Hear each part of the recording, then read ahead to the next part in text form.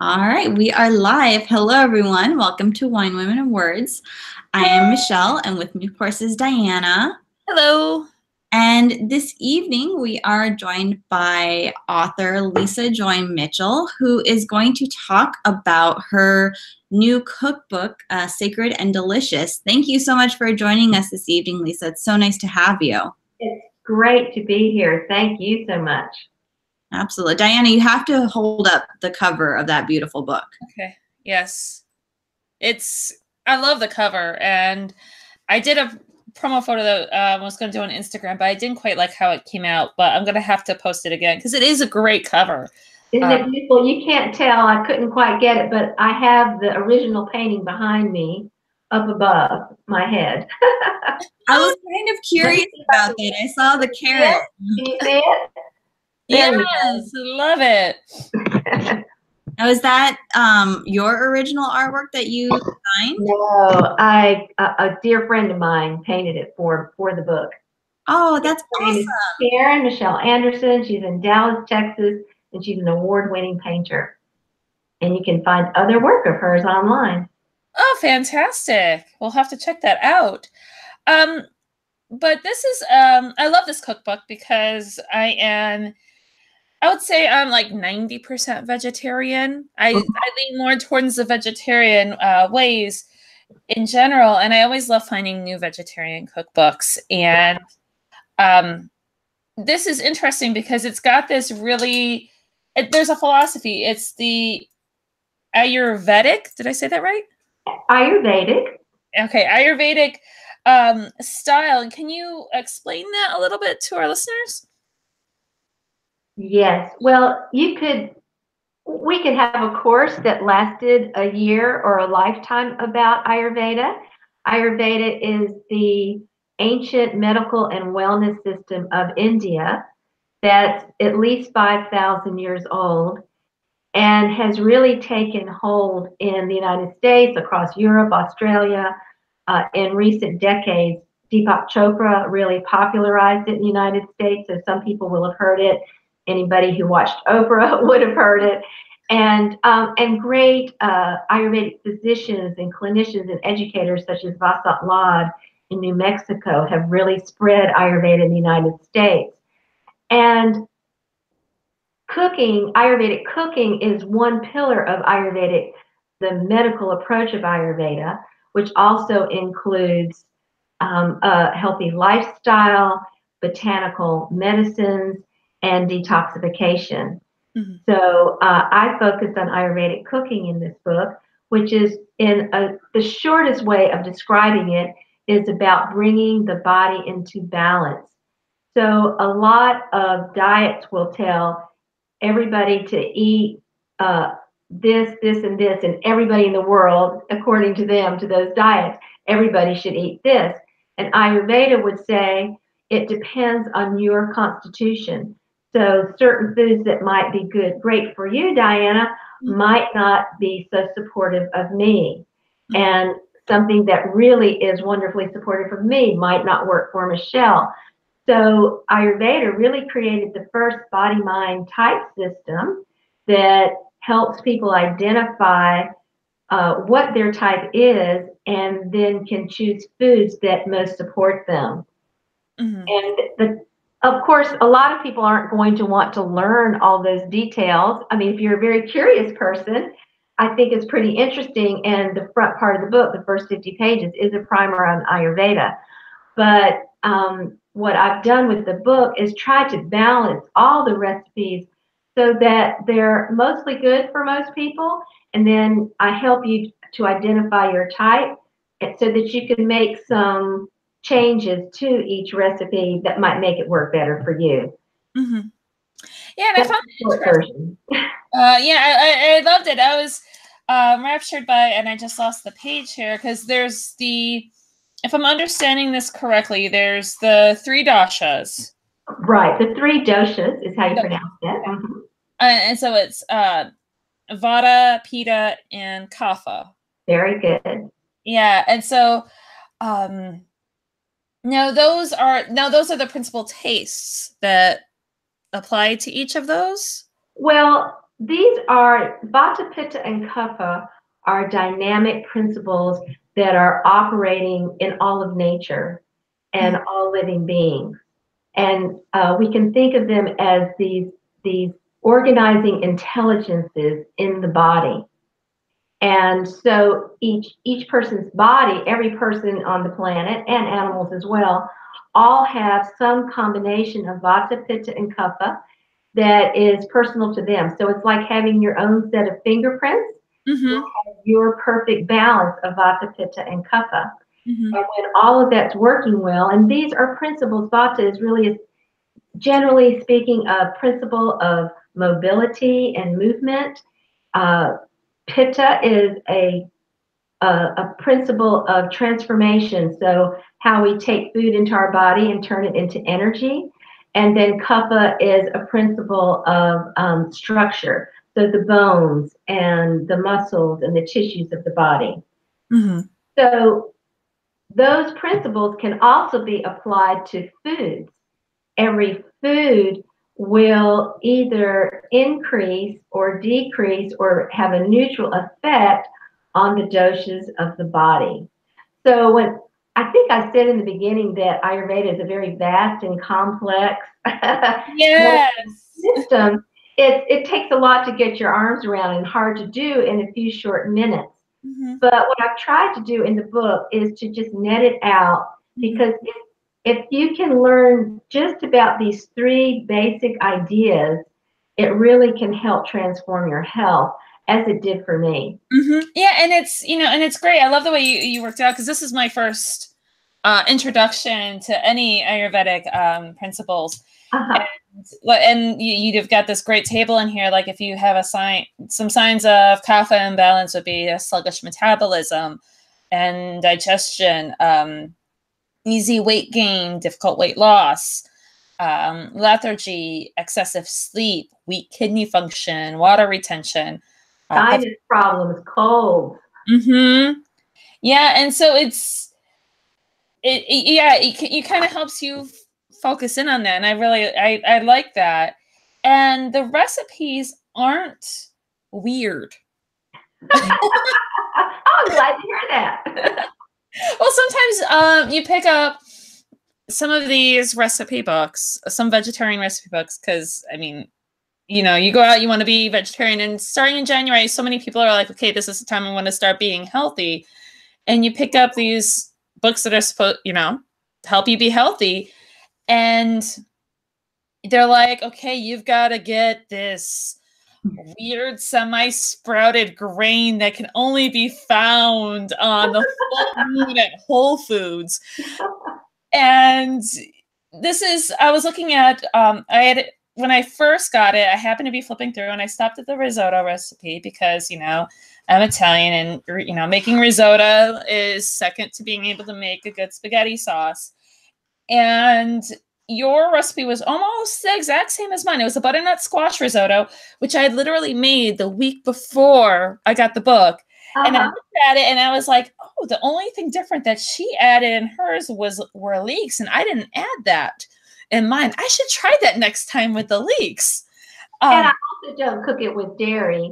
Maybe I did in that book, but I think I cook it with a vegetable stock. I haven't made it in a while because these days I'm avoiding dairy. So dairy can be bad for your lungs, or if you're having congestion, and I've been having some lung issues because we had some mold exposure in our house.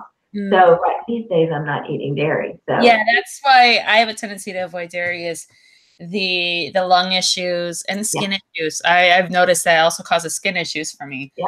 I have a bit of an allergy, so I limit it. So when I want to treat myself to dairy, it's usually in something like a risotto. But for this one, you put a small block of Parmesan cheese or goat cheese.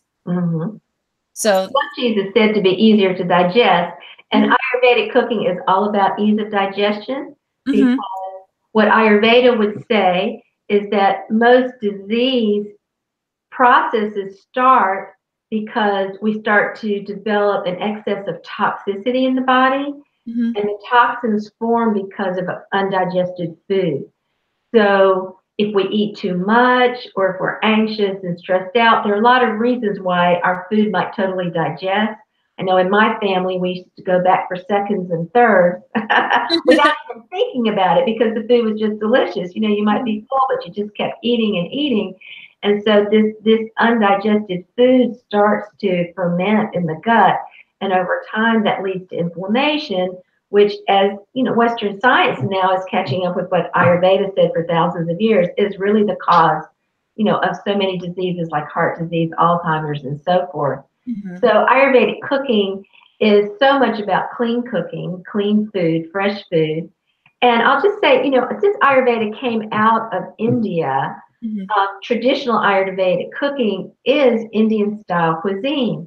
And I do love some Indian food, but really the reason why I started working on this cookbook is that I knew I wanted to follow an Ayurvedic diet to stay in balance and to stay healthy, but I didn't want to eat Indian food all the time.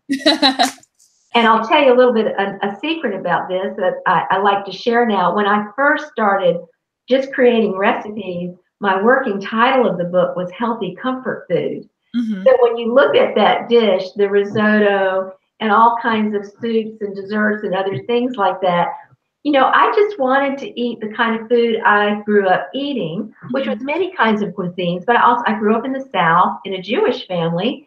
And so I had my comfort foods that I didn't want to let go of. I just thought I would make cleaner versions of them. And then I couldn't get the .com.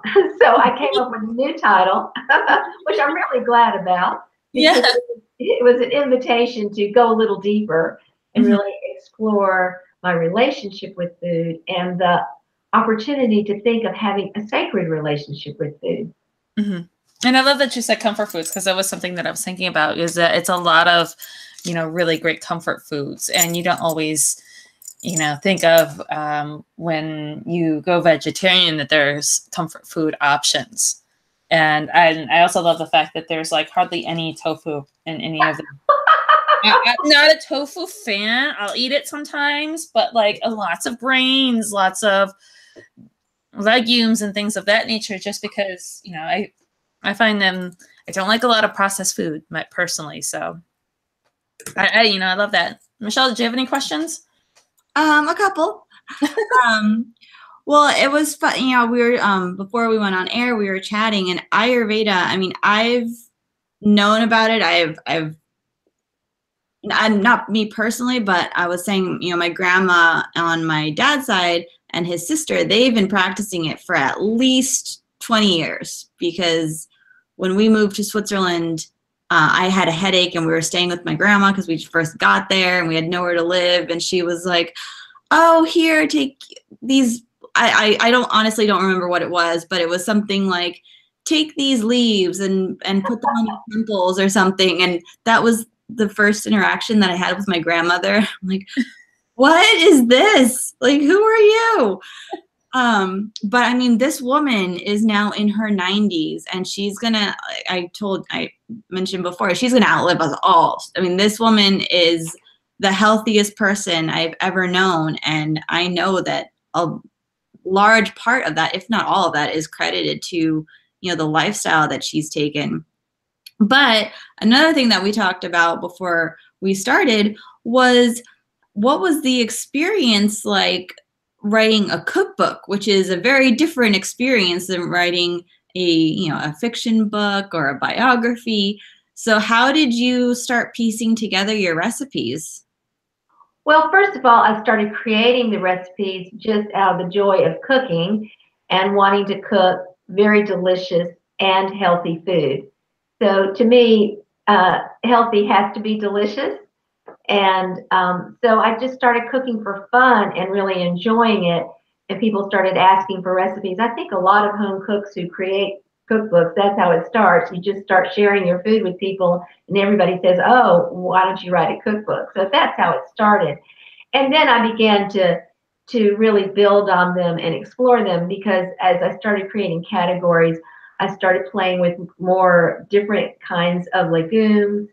Um, Ayurveda traditionally uses the class of legumes called dals or the they're called grams actually. And these are, I actually have a little show and tell here. Oh, These, yay. I these love are, show and tell. these are the easiest foods to digest. So this is split mung. Okay. And here is whole mung. Hang on a second here. Here is these are whole mung beans. And these are some of the very easiest beans to digest, which is why Ayurveda loves them. And they are really naturally detoxifying. So mung beans will detoxify the colon, but also the liver and the kidneys and the lymph system. So if you want to do a simple home detox, I have recipe for mung soup. I also have recipe for split mung soup, something called khichdi, which is a very traditional Indian dish. And where can we And, find mung beans? pardon me? Where can we find them? Well, you used to be able to find them at Whole Foods until about 2 or 3 weeks ago. And so I would really love to, and they all of a sudden discontinued them.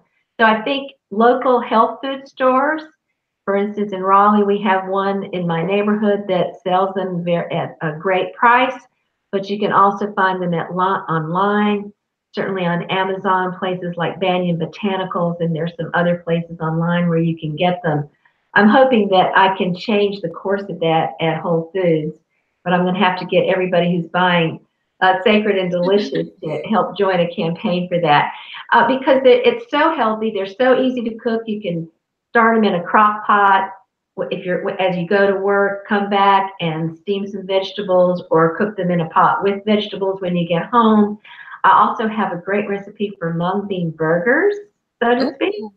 They're really, even omnivores just love these mung burgers. So I make those almost every week, certainly every week in the summer. I make mung soup at least once a week because it's easy and it's delicious and it's so really great for you. I love it. My husband's one of those guys who, and he's the same way. He doesn't like pretentious food. Mm-hmm. To him, pretentious food is anything like the soy foods that pretend to be meat. Those weird him out. But if I was like, hey, I'm going to do, I found a recipe for broccoli that you can fry like it's, like they're like chicken wing style.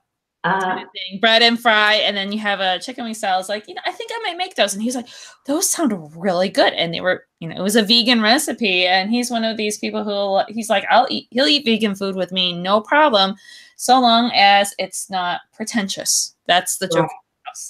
I love the idea of mung bean burgers. I mean, I love veggie burgers, so long as, again, not tofu. And speaking of broccoli, I would love to tell you about the broccoli and almond butter soup. I saw that. Yeah, it's really easy to make, but if you want to impress somebody over the holidays with something different that they're not expecting, it's really awesome. And, a lot of the soups are very simple, as you said, unpretentious, like the carrot soup. Yeah. But one of the things about Ayurveda is cooking for the season. So in the summer, I make that carrot soup with coconut milk and cilantro and mint because those are all have cooling qualities, which we want to have to help balance us when it's really hot outside. But when it turns cold, and it's really cold here in North Carolina now, then I take away the cold. I make it instead with fresh almond milk, which I make in a Vitamix almost every day, and then a lot of fresh ginger and basil, which are warming. So it's still a very simple, unpretentious soup, as you said, but it's really made better for the season. And another thing that is special about Ayurvedic cooking is the use of spices. So, and you had mentioned the taste before also. Ayurveda classifies all the foods according to their taste and the spices. And then the spices all have medicinal qualities. Most of them are somewhat to moderately to warming to even too warming, like cayenne pepper and chili peppers and all of that are too warming, say, for pitta types, though they can be great for kapha types, for instance. So one of the things I try to teach in the book is which spices you can use depending on what your type is and also what the season is. Hmm. Which is, yeah, it's so neat. I love that. And I mean, one thing that you also touched on is the idea of diets, and it does a lot of you got to take away to be healthy or to lose weight. Um, and I firmly, obviously, don't agree with that. Um, like I have there is a taco cleanse that I love, and it's a fun cleanse. It's a vegan cleanse, but everything you eat has to be out of a taco shell, and it's got lots of fresh foods. Mhm. And this is of that same kind of mentality of there's lots of fresh foods, lots of comfort foods, great for wintertime, great for, summertime to be able to put the fresh food back in. Because I feel like, in my opinion, when I do a detox, it's lots of water, lots of nutritional soups. It's about putting the nutrients back in that I've been lacking because of I've been slacking on the job when Yeah. it's food. And we all cheat sometimes for fun. We eat cakes on our birthday and, we binge a little bit on cookies. We binge at the holidays and that sort of thing. But for day in and day out is what matters. What you eat 70 or 80% of the time Mm-hmm. is what will determine your health and wellness. Mm-hmm. And Ayurveda is really not about is not about dieting per se. I mean, you can lose weight following an Ayurvedic regimen, but it's not set up about losing weight. Some people actually need to gain weight. If you're a Vata type, you might be just too thin. Mm-hmm. So it really is based on your type and what you need to support your health and well-being. Mm-hmm. That's really, and I love that. I mean, for someone who does not cook often, and I certainly have never attempted to create my own recipes. My husband can look in the fridge and just look at whatever we have and create a meal. And Right? I am the person who has to follow the recipe exactly. And if we don't have the half a teaspoon of whatever, I can't make it because it's not what the recipe says. So I'm really fascinated by the fact that people can create recipes out of nothing, but that, you're putting it in a spin that's very approachable, even for people who, like me, are not kitchen friendly. And you know what I would like to say about that? That's great. And I would suggest that people not be overwhelmed. Some of my recipes will list several spices, but if you don't have all those spices, it doesn't mean you can't make that dish. Um, it may be more perfect with that dish, but I wouldn't say don't try to eat it without. Because over time, you can buy a couple of new spices a week if you aren't familiar with them. And there are some spices that Ayurveda would suggest that people use with some frequency. And I thought I'd share what those are because they're so good for us. First of all, fresh ginger has so many qualities for health. It really helps you keep colds away. It's antimicrobial. It's very flavorful and it really aids digestion. So it's great to have fresh ginger in your house. You just peel it and scrape it, or you can cut it in small pieces, or all of a sudden I can't think of the word. What is it? So gosh, I'm having a senior moment. Excuse me, but it may be the time. It's about bedtime. Grater. I was trying to say grater. And you can also, fresh garlic can be used also as antimicrobial. Cumin and coriander are used a lot in my cooking. And you'll recognize cumin and coriander because they're used like in Mexican cuisine. Mm-hmm. But I use them as a subtle flavor under many other kinds of flavors. The dish may really have an overtone of basil and oregano, but I may have a little bit of cumin and coriander underneath. First of all, I think it really ups the flavor of vegetarian cooking, which I think can be really boring sometimes when people just cook with salt and pepper. But more than that, cumin and coriander help balance the digestive enzymes in the body.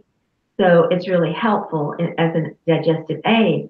And cumin, coriander, and turmeric together are another great combination. You can mix any vegetables that you love with some ghee, which is clarified butter, or olive oil or coconut oil with cumin, coriander, and turmeric, and you'll have a delicious gravy-like flavor that's still vegetarian or vegan.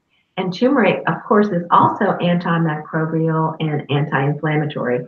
And there's a ton of research now about all the ways that turmeric is being used. They think it has an anti-cancer value, so on and so on. Very cool. Well, we kind of dove right into it. We didn't even do our round robin of beverages this evening. I know we're in our last couple minutes with you, Lisa, but do we want to share what everyone's drinking this evening? Well, sure. I'm drinking a cup of hot tea. Called Relaxed Mind. It's yogi tea.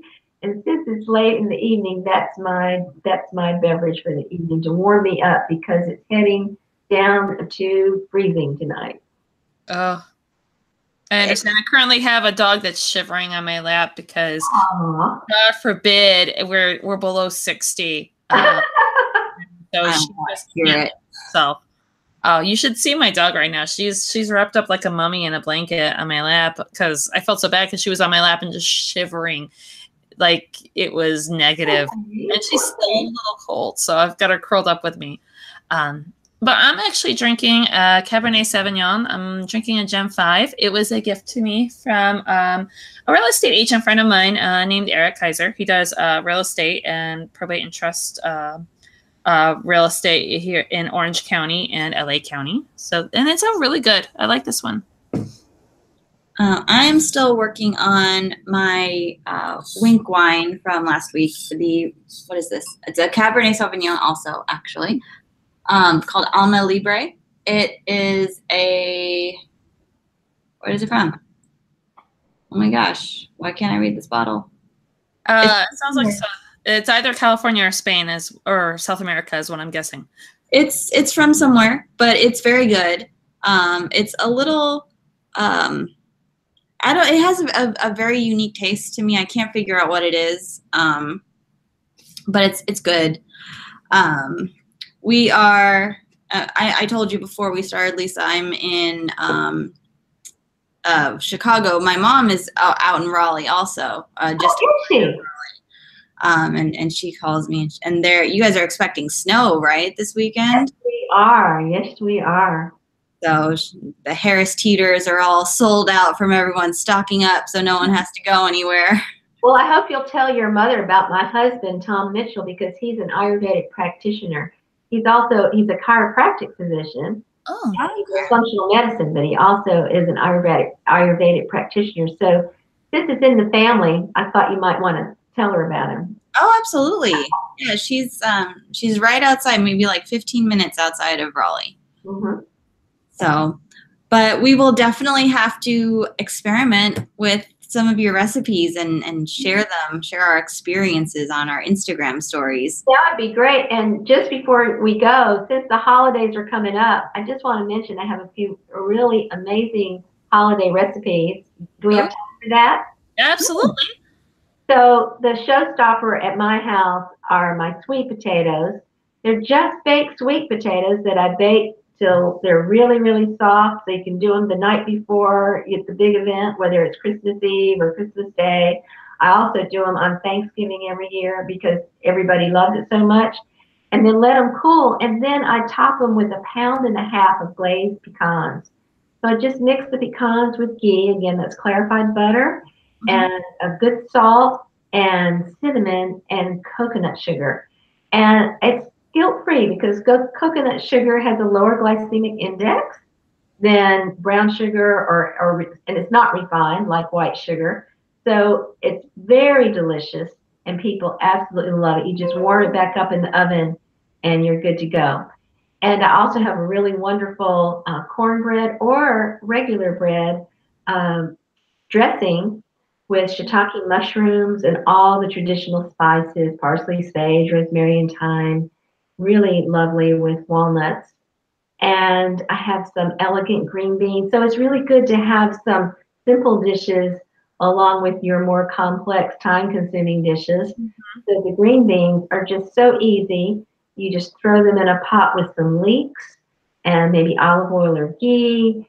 And I use dry basil, and I actually use some, you know what Bragg's is? Bragg liquid aminos. Yes. The gluten-free soy sauce. So I kind of mix up my cuisines and fresh ginger. And people always ask me to bring that to every potluck. Mm-hmm. So, and with the Braggs, I love the Braggs. It's always good for anybody who's vegetarian if you want to get your amino acids in. Exactly. For vegetarians and vegans, and you can get that on. I know you can get that on Amazon, and I know for a fact that they have it at Whole Foods too. Oh, they have it everywhere. You can even get it in places like Harris Teeter now. Mm-hmm. Mm-hmm. And I've got a fresh cranberry salad. So, and I have Brussels sprouts. So I've got a lot of side dishes in the book.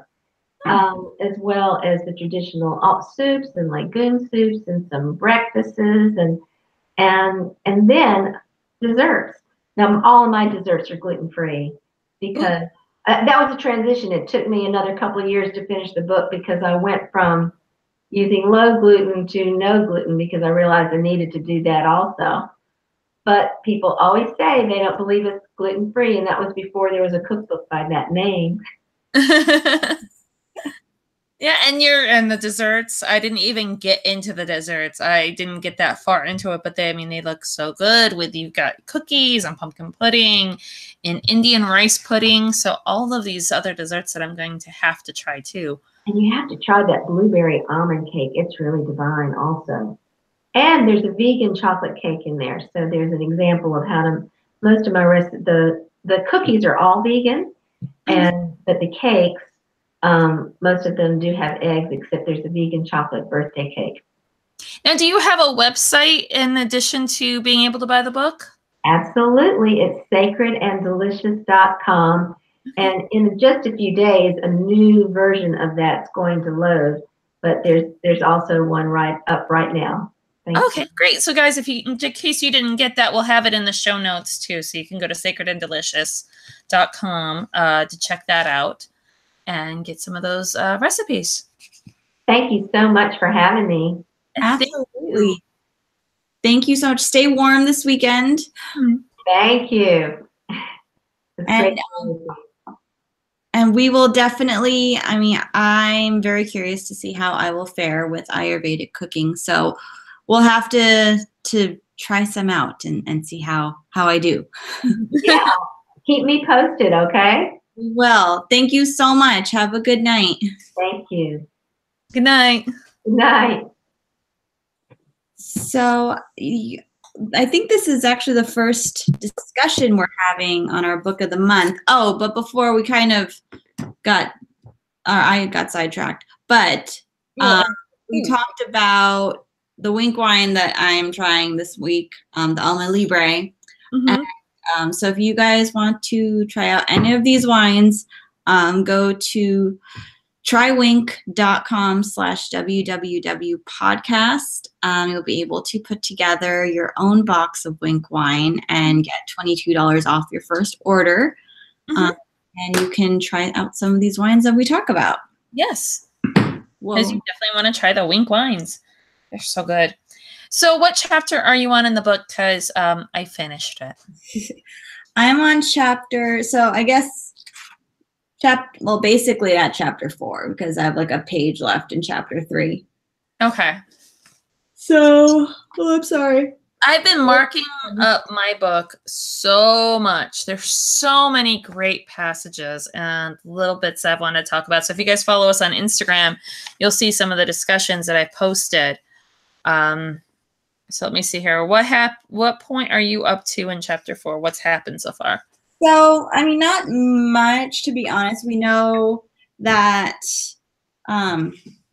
Katrine is studying for the master test, which, I knew that being a sommelier was very, very involved and, some of the things that they have to be able to taste.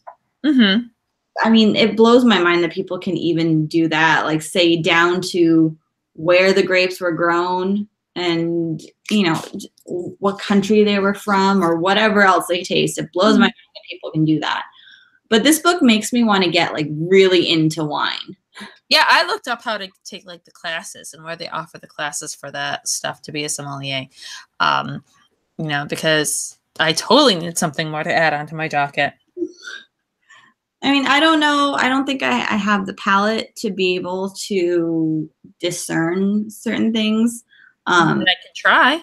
But right, but I can drink wine doing it, so really is a no fail situation. Mm-hmm, mm-hmm. But so we are at the vineyards right now. They're harvesting the grapes, and we found the suitcase in the basement, and something's definitely up with the whole family that she doesn't know about. Mm-hmm. And she found out that Philippe is very reluctant to embrace change. You know, he doesn't want to. He doesn't want to bring any new ideas or new business, despite the fact that there's so much potential in his on his land. Mm-hmm. Which kind of, and there was one passage. Oh, let's see if we highlighted the same passage. Well, I don't know if it was, it might not have been a whole passage, but not only am I a good student who marked all the spots, I highlighted and paper clipped all the different spots.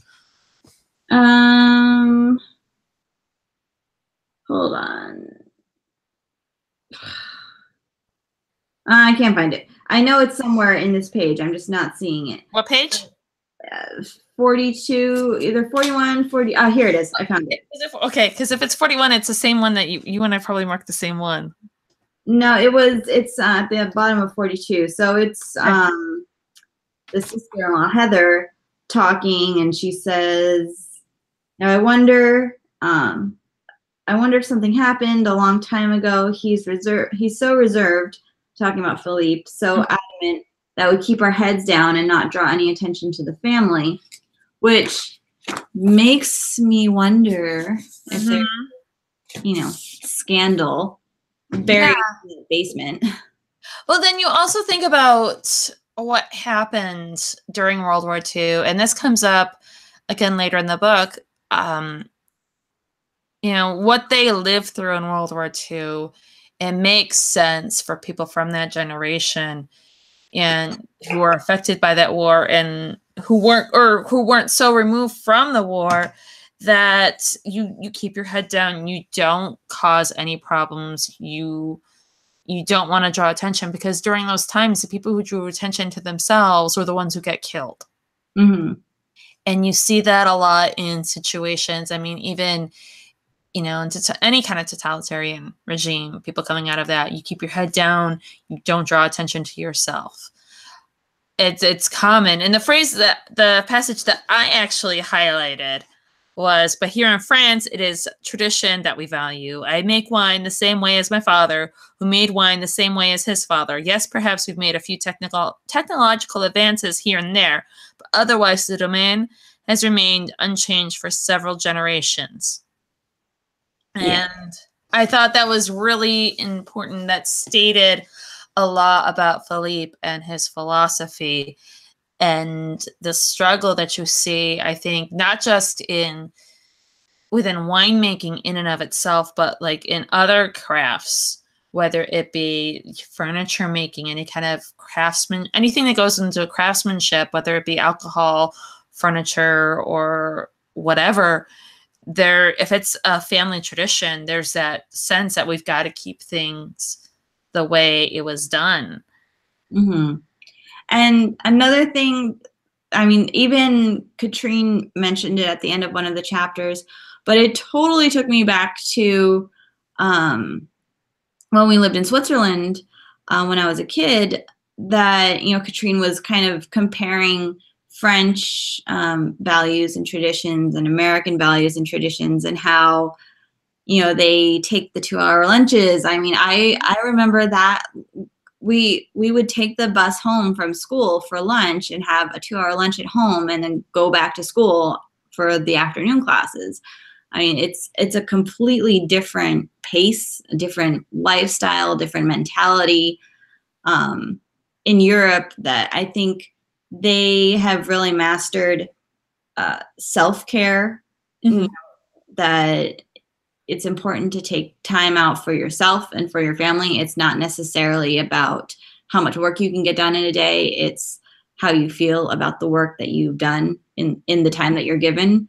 So it just brought all of that whole lifestyle back when I was reading about it. It was kind of fun. And, I wonder, one of the questions that I posed was with, I'm trying to think of the specific question that I posed because now I'm totally blanking on it. This, guys, has totally been one of those days. With that whole, traditions, do you think that do we value traditions here in America? Do we have, or are we just all about, change and what's new and trendy?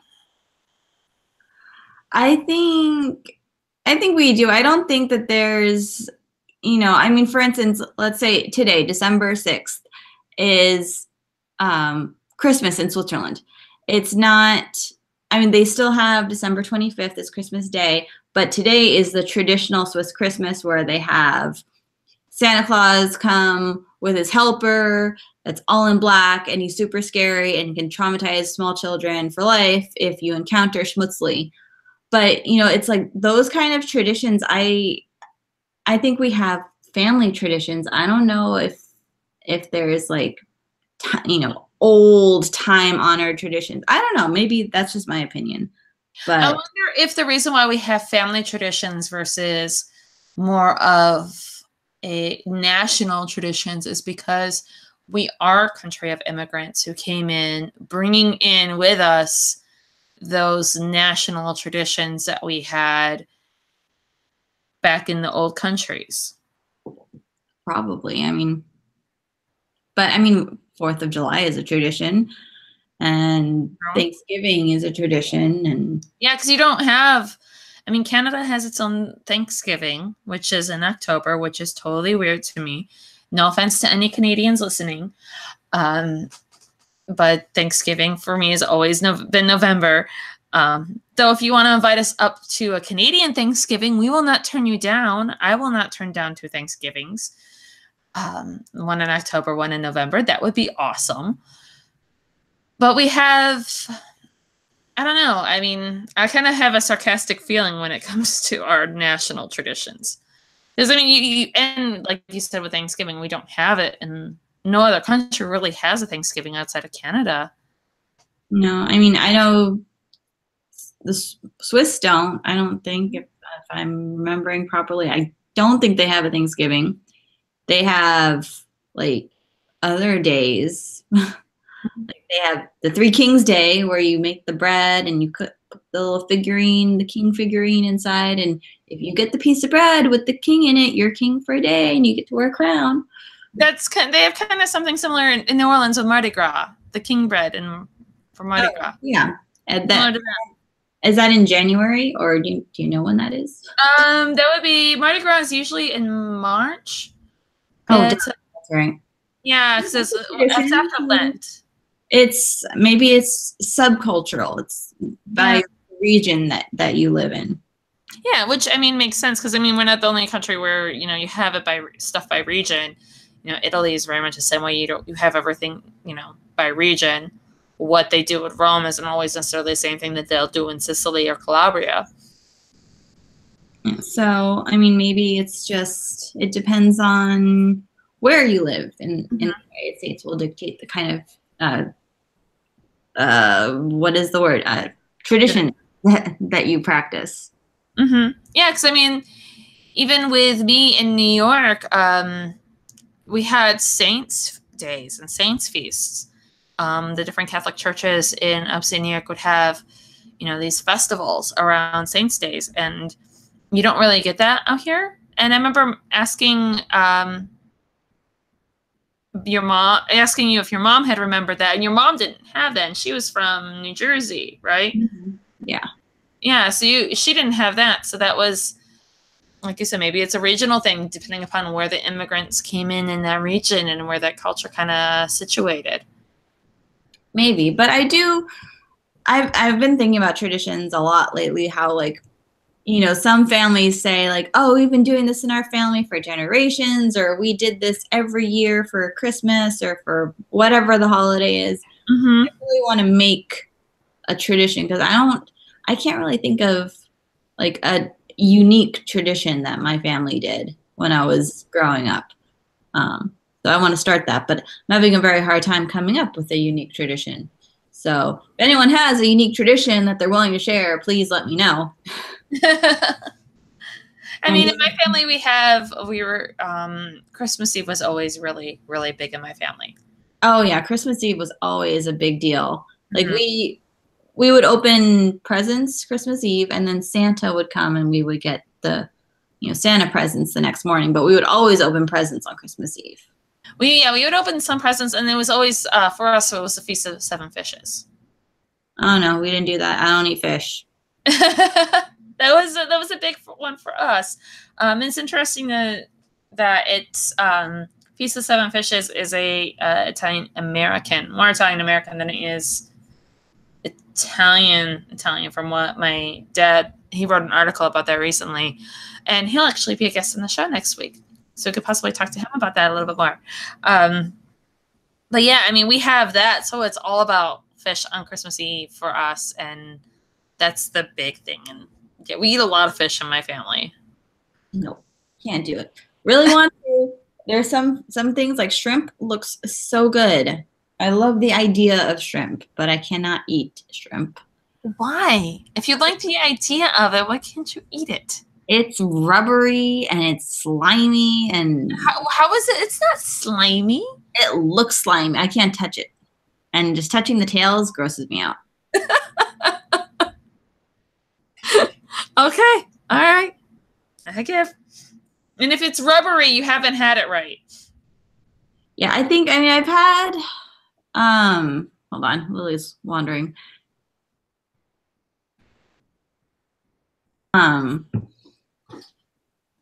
I've had salmon and that was good, but I will never be like, hey, you know what I want for dinner? I want salmon. That will never happen.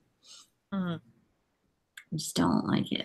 I wish I did because some of it looks really good. Like sushi looks yummy. Oh, sushi is delicious. I could eat my weight in sushi, and I have tried. People, believe me, I have tried.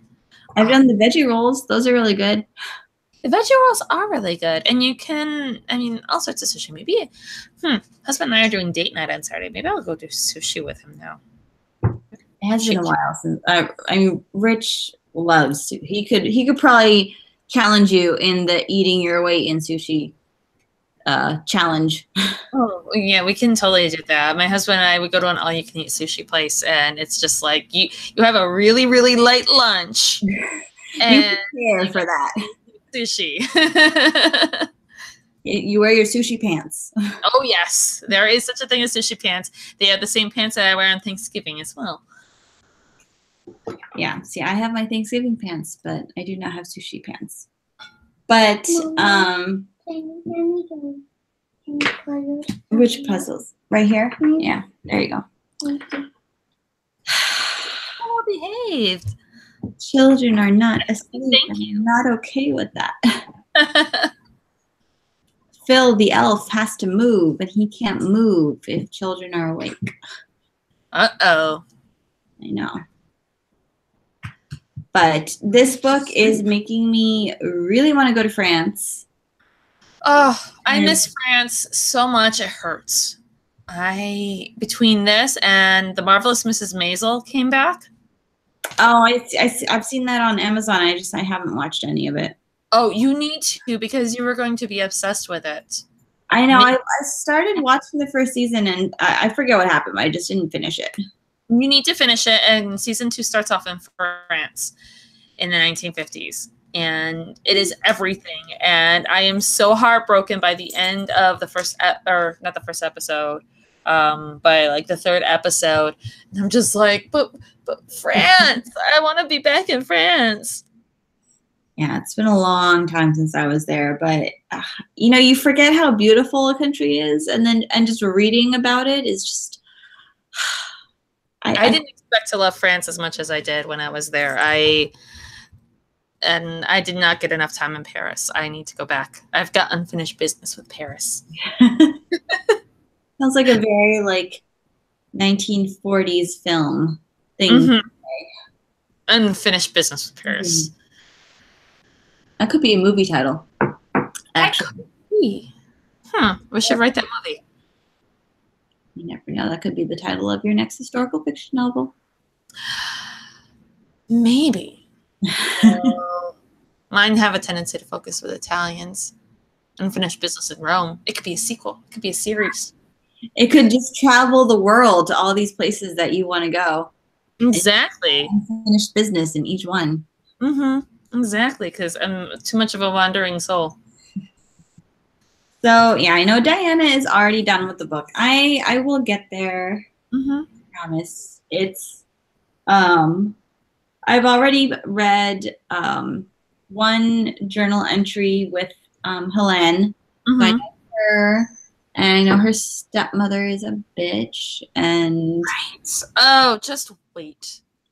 Why is it always got to be the stepmothers? I feel bad for stepmothers. I know they always get a bum rap. I mean, but this one is like, well, a well-deserved rap. It is. It is. I mean, you're just starting to skim the surface with this woman. And I feel bad for her dad. I know. But he supports her education, so I like him. Mm-hmm. Yeah, a father who supports education is always a good father. So yeah, you got to keep reading because we're going to have Anne on the 20th. I got it. Mm-hmm. 2 weeks. I got that. It's plenty of time. Yeah, because there's going to come to a point. There's a point in the book. There's an unputdownable point in the book.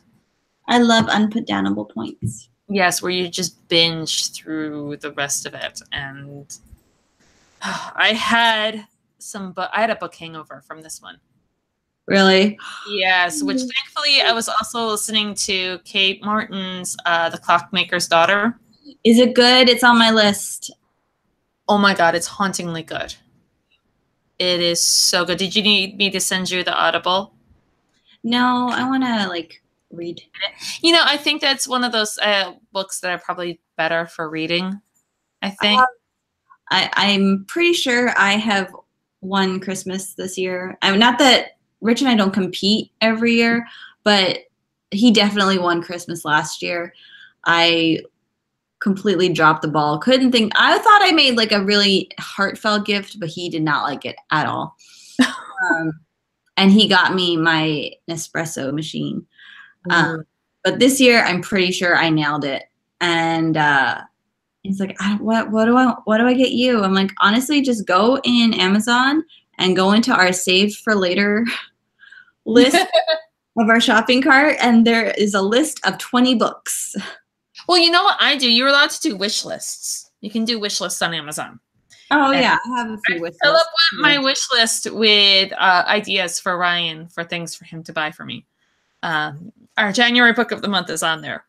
Oh, yeah. It's on. That was one of the ones I was like, oh, wait, I need to add this one. This one. Yeah, I was like, normally I tell Ryan, don't buy me books. I get enough books. Let me just pick out my own books. But I'm like, okay, this book. I need this book. You need to buy me this book. And I was like, this is the one book I expect underneath the Christmas tree. Rich is like, I'm not even going to wrap them for you. I'm like, I still want to unwrap it. I don't know which ones you got. Exactly. I'm put a star next to the ones that I really want. My husband and I are having the worst time trying to surprise each other with presents. Oh, I signed into our Best Buy account because I had to order something from Best Buy. And instead of just telling him not to sign in and look at our account, I changed the email address to my email so he wouldn't get the order confirmation or the shipment information. So now he can't. Well, I mean, he could, but he won't. So every year this seems to happen. And this is, you talk about weird family traditions. This seems to be our weird family tradition. So every year we seem to find out each other's present, at least one present that we get for each other on Amazon, because we're typically logged into the same account. And we see things on there. And so this year I was really adamant, we don't start the Christmas shopping until I know for sure you're not logged in under me. And he's like, well, he hands me his phone, and it was like, he's like, here, double check for me. And I was like, and he had the website up on his phone. And I was like, do you use it? I was like, do you use the app? And he's like, there's an app? I don't have the app. I don't use the app. Okay. Double check. All right. You're not logged in. Go ahead, do your ordering. So he does his ordering. I don't see it. Any of the stuff that he buys from me. However, I go in under my account and I order a bunch of stuff for him. He gets the email saying, hey, this book, and he was like, oh crap, saying that it's shipped in. And he's like, it didn't separate. Turns out he does have the app on his phone, and it was logged in under me. No. Yes. Oh, to make matters worse, I was like, okay, I'm going to go to another website. Order from like the NHL. It was NHL.com, and buy him some stuff from there. The box comes. They put the sticker of the item on the box. God. And he's the one who picks up the box from the FedEx driver. And yeah, there's a sticker of the item on the box. Why do we need the sticker of the item on the box? Does the whole world need to know what I ordered? Maybe I'm trying to surprise my husband, NHL. He did that when we got Landon's big boy, his tricycle, like his bike with the training wheels. They did that. They had a picture of the bike on the box, and Landon saw me pull it in, and I tried to hide it, but he saw it, and he goes, "That's my bike! That's my bike!" I'm like, no, it's not. No, it's not your bike. It's not your bike. I understand that they do that for the warehouses, so they know what's in the warehouses. But you guys who are in the warehouses, like, cover it up when you're actually shipping it out. Yeah, take the sticker off, because you know what? Some of us people are lazy. We just go and like to do it from the comforts of our laptop in our pajamas while we're drinking, because that's the best time to shop.